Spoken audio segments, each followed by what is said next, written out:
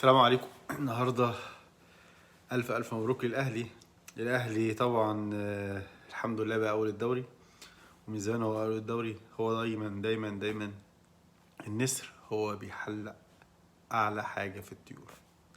هو ده الأهلي، منظومة ولاعبين وفانيلا وروح فانيلا، وكمان الجمهور. دي من الحاجات الحلوة أوي. طبعا مارسيل كولر النهارده هو كل ماتش بيمتعنا.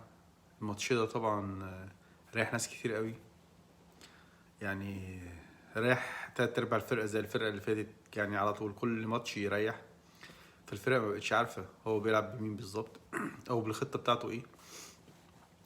النهارده طبعا بأقل مجهود الحمد لله كسب البنك الأهلي، فتحنا حساب جديد هناك. وطبعا زي ما احنا شايفين ان المحلة غزل الزمالك. غسل الزمالك بجونين، يعني ولا اروع من بعض صراحة. الجون التاني يعني تقسيمة جامدة. فرق المحلة النهاردة، المحلة كانت بتلعب بالزمالك أكن الزمالك نول ويمشوا في الخيط زي الكتاب ما بيقول. والزمالك طبعا حاول، والحكم بتاع الزمالك او بلاش حكم الزمالك، الحكم بتاع اتحاد الكورة اللي معينه ماتش الزمالك حاول ان هو يخلي الزمالك يكسب، بس للأسف ويمكرون ويمكر الله والله خير الماكرين. وطبعا ان الله لا يصلح عمل الظالمين. طبعا كل انسان بيظلم الحمد لله ربنا ما يوفقوش. وطبعا الزمالك ظلم، واتحاد الكرة ظلم، والحمد لله الاهلي طبعا الاول. الزمالك دلوقتي عامل زي الفيلم بتاع 7 أقلام بتاع لبلب، لما كل يوم يتضرب قلم وينزل، يتضرب قلم ويتضرب قلم يتضرب قلم، ضرب قلم من كل الفرق. سنة 2023 بالنسبة للزمالك، الزمالك بياخد على قفاه بمعنى أصح، عامل زي الأسانسير، واحد يدوس زرار واحد يضرب، واحد يدوس زرار وواحد يضرب. طبعا كهربا يعني ما كانش ده الزرار ولا ضرب، كهربا شوط على طول برجله وجاب جون ونزل الزمالك.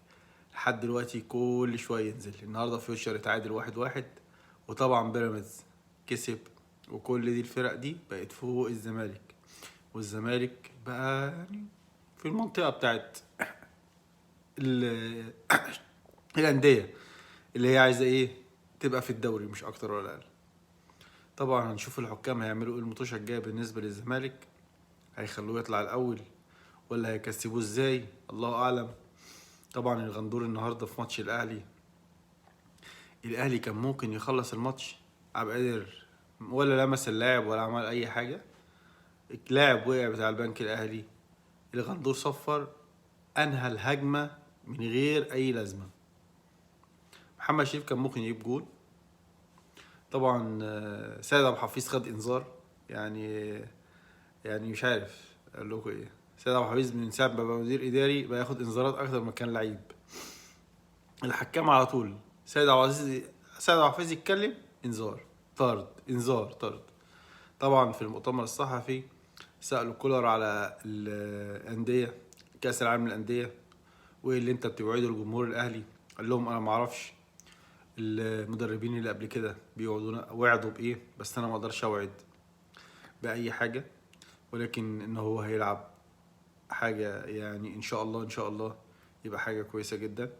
بالنسبه لفريرا الزمالك على ما اعتقد النهارده بعد الماتش ان هو اقاله، بس طبعا مساعد فريرا قال ان هو محدش بلغهم خالص بالاستقاله ولا باي حاجه خالص. وطبعا هيروحوا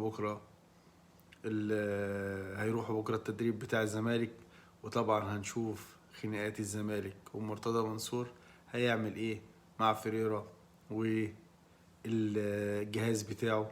وطبعا هيروح يجيب لنا اسامه نبيه يمسكه لنا شويه، وبعد كده يمشيه ويجيب لك ويجيب لك مدرب جديد تاني. وكل ده اللي بيحصل في الزمالك. وبالنسبه طبعا لحد دلوقتي ابو الفتوح. المنشطات مش عارفين ايه اللي فيها، ولا في اي حد بيقول لنا اي حاجه خالص. زي شفت امبارح او اول امبارح الفيلم بتاع نور الشريف شحات ابو كف. فعلا اللعيبه بتيجي كويسه في نادي الزمالك وبعد كده بتبوظ، مفيش اي رقابه عليها، وفي الاخر اللعيب بيبوظ وينتهي. هو ده نادي الزمالك فعلا من زمان.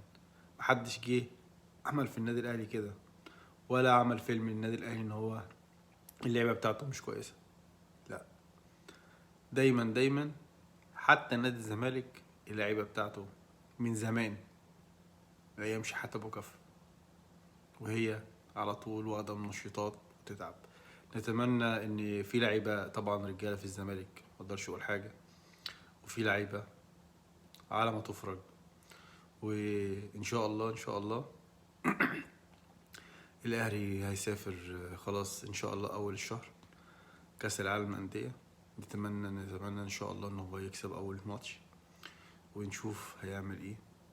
واشوفكم على خير، وان شاء الله المهاجم الجديد بتاع الاهلي ينضم، وان شاء الله بكره او بعده كتير، وربنا يسهل.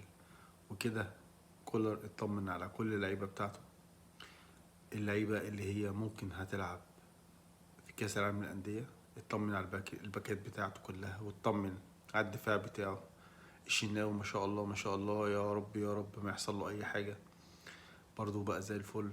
وان شاء الله ان شاء الله خير، واشوفكم على خير ان شاء الله، واشوفكم في حلقه جديده.